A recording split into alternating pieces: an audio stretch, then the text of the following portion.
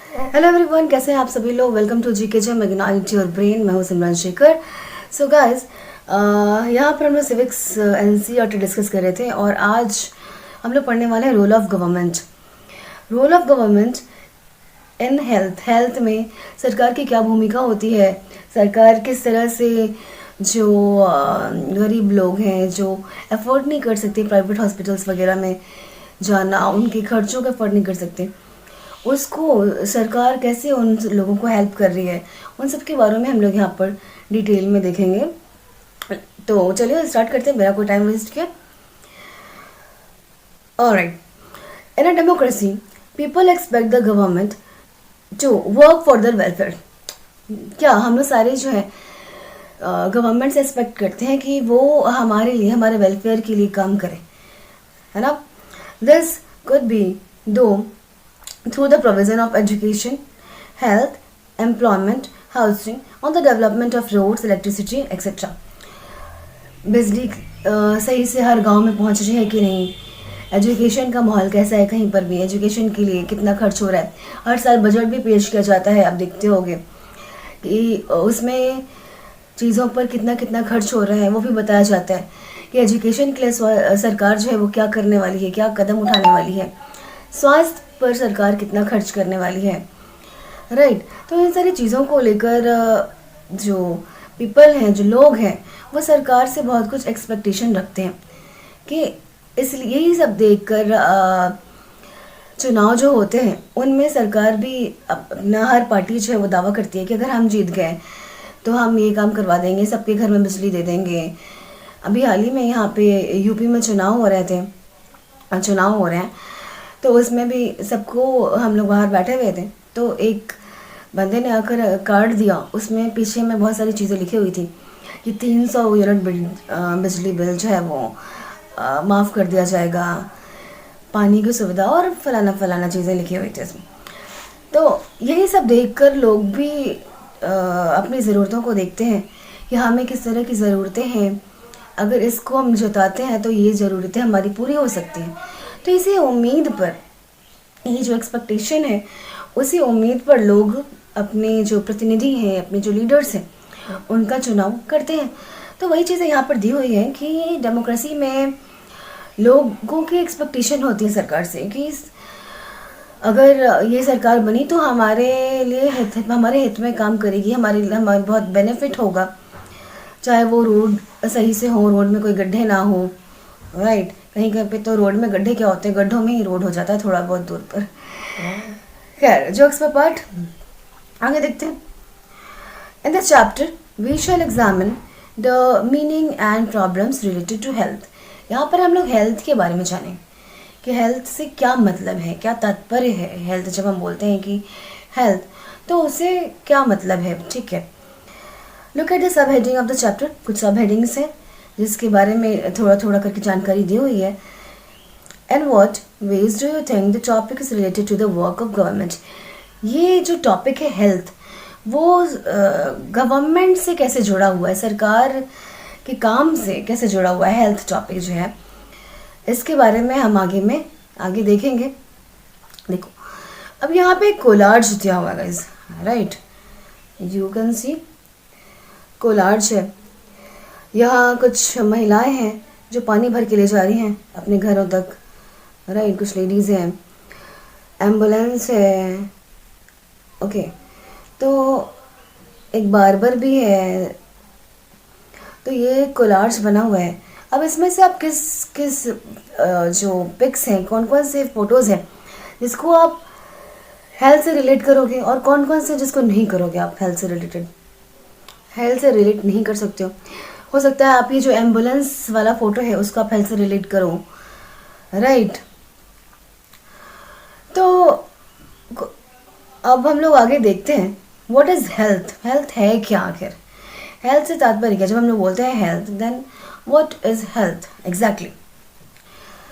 We can think of health in many ways. हम बहुत सारी चीज़ों का एग्जाम्पल ले सकते हैं अगर हम हेल्थ कहते हैं तो।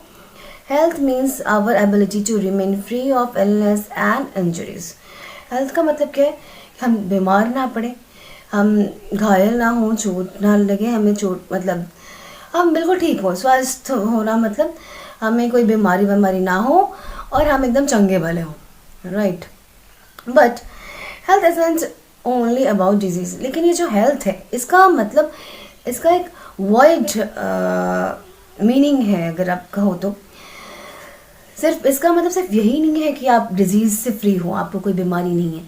इसके बहुत सारी, इसका एक वाइड मीनिंग है हेल्थ के बारे में, जिसे अभी हम जानेंगे। You may have associated only some of the situation in the above collage with health. अभी जो मैंने आपको कोलाज दिखाया, इसमें क्या था कि कुछ महिलाएं हैं, कुछ लेडीज़ हैं जो पानी भर के ले जा रही हैं। बार्बर था जो बाल बना रहा है, ऑफ कोर्स। एम्बुलेंस का एक फिगर था। एक झुग्गी झोपड़ी में रहने वाले लोग हैं। हॉस्पिटल का फोटो है। दौड़ते हुए एक्सरसाइज है। और पीने का पानी भरने के लिए आप यहाँ देख सकते हो, इफ इट इज़ क्लियर और नॉट, हाँ यहाँ पे कि बहुत सारे जो है, बहुत सारे घड़े और बाल्टी बकेट्स वगैरह सब लगे हुए हैं पीने का पानी भरने के लिए। तो इनमें से आप कुछ चीज़ों को ही आप हेल्थ से रिलेट करोगे, माइट भी। आप हो सकता है ये बोलो कि ये एम्बुलेंस वाला जो फिगर है वो हेल्थ से रिलेटेड है, डॉक्टर्स हैं उसमें तो वो हेल्थ से रिलेटेड है। बट कहीं ना कहीं ये जो सारे जो फोटोज़ हैं, सारे जो पिक्स हैं, वो सबके सब हेल्थ से रिलेटेड है ना। सी, अगर आपको पीने का सही पानी नहीं मिल रहा है तो आप बीमार पड़ सकते हो, है कि नहीं। देखो देखते हैं हम लोग आगे, right. What we often ignore to the fact that each of the above situation is related to health. इनमें से सारे फोटोज जो हैं वो हेल्थ से रिलेटेड हैं, ठीक है। Apart from disease, we need to think of other factors that affect our health. बीमारी के अलावा भी ऐसे बीमारी के अलावा हम ऐसे फैक्टर्स भी तो होते हैं ना जो हमें बीमार पड़ने का कारण होते हैं। अगर हम बीमार पड़ते क्यों हैं, राइट। तो बीमार पड़ रहे हैं तो कुछ फैक्टर्स हैं जो बीमार पड़ने का कारण है। तो वो कारण भी तो हेल्थ से रिलेटेड है ना, कि हम आखिर बीमार पड़ रहे हैं तो जो कारण है हमारे बीमार पड़ने का, वो जो फैक्टर्स है वो भी हेल्थ से ही रिलेटेड है। Okay, for example, if people get clean drinking water or a pollution free environment, they are likely to be healthy. अगर उनको pollution free environment मिल रहा है, अगर उनको पीने का साफ सुथरा पानी मिल रहा है, तो जो पानी से फैलते हैं कई सारे डिजीज़ हैं जो पानी से फैल रहे हैं, तो वो सारे डिजीज़ से वो बचे रहेंगे, उनसे वो फ्री रहेंगे। तो पीने का पानी सही मिलना भी, ये भी हेल्दी रहने का ही एक फैक्टर है कि आपको स्वच्छ पानी मिल रहा है, आपको साफ़ सुथरा पानी मिल रहा है, तो आप उन बीमारियों से दूर रहोगे जो पानी से फैलने वाली बीमारियां हैं, ठीक है। पॉल्यूशन फ्री अगर आप रह रहे हो, अगर आप पॉल्यूशन वाले इन्वायरमेंट में नहीं रह रहे हो, तो आप बहुत सारी बीमारी हैं जैसे कि अस्थमा है, वो भी पॉल्यूशन के कारण ही होता है। तो इस तरह की बीमारियों से आप बचे रहोगे। So these factors are also related to health, right? If people do not, on the other hand, if people do not get adequate food to eat or have to live in cramped condition, they will be prone to illness. अगर लोगों को खाने के लिए पर्याप्त भोजन ना मिले, ठीक है, 2 वक्त खाना उनको सही से नहीं मिलता है और उनको एक सही सिचुएशन में नहीं रह रहे हैं, जैसे यहाँ पे एक फोटो था यहाँ पर इस तरह का, ये जो पिक है ये, तो ये जो झुग्गी झोपड़ी में लोग रह रहे हैं, क्या देख रहे हो आप यहाँ का कैसा कंडीशन है। कंडीशन जो है वो काफ़ी पुअर कंडीशन है, वहाँ की बहुत दयनीय जो स्थिति है वो है। यहाँ पर साफ़ सुथरी जगह नहीं है तो उससे भी बीमारियाँ काफ़ी फैलती हैं। तो ये सारी चीज़ें भी हैं जो हेल्थ को इफ़ेक्ट करती हैं। आप देख सकते हो कितनी जो वाइड रेंज है, वाइड मीनिंग है जो हेल्थ का बनता जा रहा है यहाँ पर, राइट। कि ये सब ये जो है ये सारे फैक्टर्स हैं। अगर आपको पर्याप्त मात्रा में खाना नहीं मिल रहा है तो आप बीमार पड़ सकते हो। अगर आप सही सिचुएशन में रह नहीं रहे हो, झुग्गी झोपड़ी है, पास में बहुत सारी गंदगी फैली हुई है, सही साफ सफाई नहीं हो रही है टाइम पर, तो आप बीमार पड़ सकते हो। तो दीज आर द फैक्टर्स जो आपके हेल्थ को इफेक्ट करते हैं. Right. All of us would like to be active and in good spirit in whatever we may do, we may be doing. Right. हम सब चाहते हैं कि हम एक्टिव रहें, गुड स्पिरिट, अच्छे माहौल हो, सही जगह पे रहें हम लोग. It isn't healthy to be dull, inactive, anxious और scared for long stretches of time. ये बिल्कुल भी हेल्दी नहीं होता है स्वास्थ्य के लिए. ये बिल्कुल भी सही नहीं है कि आप लंबे टाइम तक इनएक्टिव रहो, डल सिचुएशन में रहो, है ना. तो ये आपके स्वास्थ्य पर नकारात्मक नेगेटिव इफेक्ट डालता है. ओके. अगर आप हर समय टेंस रह रहे हो तो वो आपने एक लाइन सुनी होगी क्या, चिंता से चतुराई घटे, दुख से घटे शरीर. और एक और है, चिंता चिता के समान होती है. तो वही चीज़ है कि अगर आप हर समय टेंस्ड हो, हर समय चिंतित हो, तो इससे क्या होता है, इससे भी आपके स्वास्थ्य पर प्रभाव पड़ता है, स्वास्थ्य पर नेगेटिव इफेक्ट जो है वो पड़ता है. We all need to be without mental strain. हमें हमेशा हमें कभी चिंतित नहीं रहना चाहिए. कोशिश करना चाहिए कि हम स्ट्रेस फ्री रहें इन वॉट सिचुएशन में भी, किसी भी सिचुएशन में हो. एक तो बात यह है कि अगर आप किसी भी सिचुएशन में हो, वो सिचुएशन में भी बहुत टेंस्ड है, अगर आप सिचुएशन को चेंज कर सकते हो तो कर लो भाई, पूरी जान लगा दो सिचुएशन को चेंज करने में. अगर आप ये देख रहे हो कि वो सिचुएशन आपके हैंड में नहीं है, आप उसको चेंज नहीं कर सकते, तो समटाइम्स क्या होता है, just you have to just keep calm. आप कहते हैं कि जब पानी में ज़्यादा हलचल होती है ना, तो उसमें पत्थर नहीं मारना चाहिए. मतलब हाँ, ऐसा ही कुछ है. साफ नहीं दिखता है. अगर पानी में काफ़ी हलचल है तो आपको चीज़ें साफ नहीं दिखती है. ठीक है. तो आपको वेट करना चाहिए कि जब वो पानी शांत हो जाए. कभी कभी ऐसे सिचुएशन होते हैं कि आपको कुछ समझ में नहीं आता है कि अभी क्या करना है, नहीं करना है, और आप टेंशन पर टेंशन लिए जा रहे हो. भले आपको टेंशन लेने से भी कुछ नहीं होने वाला, लेकिन फिर भी आप बहुत टेंस रहते हो. हालांकि ये है कि कोई भी इंसान सोच का टेंस नहीं होता कि अब आज मुझे टेंशन लेना है तो अब मैं टेंस्ड हूँ. सिचुएशंस ऐसी आ जाती हैं, पर you have to be keep calm. आपको धैर्य जो है वो बहुत बड़ी चीज़ होती है. आपको धैर्य से रहने की ज़रूरत होती है कभी कभी, कि कोई भी सिचुएशन है, अगर आप उसको चेंज नहीं कर सक रहे हो तो आपको सही समय का इंतज़ार करना होता है. आपको थोड़ा सा वेट करना होता है. कभी कभी सिचुएशन वक्त के हाथ में होता है. धीरे धीरे टाइम टू टाइम अगर आप उस पर जितना ज़्यादा सोचोगे उतना ज़्यादा आपकी तबीयत और बिगड़ते जाएगी. तो इससे एक और टेंशन आ जाएगा. एक टेंशन ख़त्म नहीं हुई, दूसरी टेंशन आ गई कि आप बीमार पड़ गए. तो सही बात है कि नेगेटिव इफेक्ट पड़ता है आपके हेल्थ पे अगर आप ऑल टाइम टेंस रहते हो तो you have to be keep calm. और कभी कभी चीज़ों को समय के हाथ में भी छोड़ दो. हो सकता है समय के साथ आप उसको धैर्य से सोचोगे तो हल निकल जाता है चीज़ों का. राइट. तो कोशिश करना चाहिए, थोड़ा मेडिटेट करो, उस चीज़ से बाहर निकलने की कोशिश करो. खैर, all of these various aspects of our life are part of health. ये सारी चीज़ें जो हैं, ये सब कुछ जो है वो हमारे हेल्थ का ही पार्ट है, हेल्थ का हिस्सा है. Right. Health care in India में जो हेल्थ केयर है उसके बारे में हम लोग जानते हैं. Let us examine some of the aspect of health care in India में जो हेल्थ केयर है उसके कुछ पहलुओं को हम लोग यहाँ पर देखेंगे.